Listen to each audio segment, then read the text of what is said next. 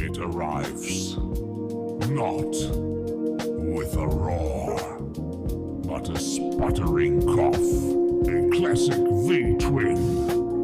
It's chrome faded, and its heart tired, is wheeled into the workshop. The owner's hopeful gaze meets the mechanic's determined one. A silent promise is made. With practiced hands, the engine is freed from its frame. A time lapse captures the swift, methodical tear down, each component laid bare.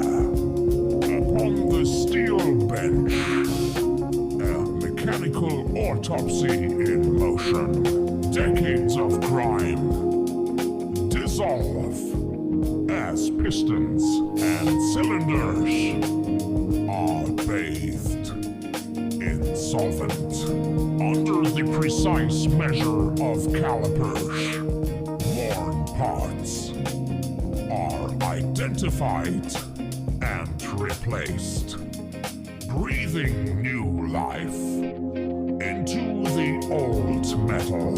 Slowly, meticulously, the engine is reassembled.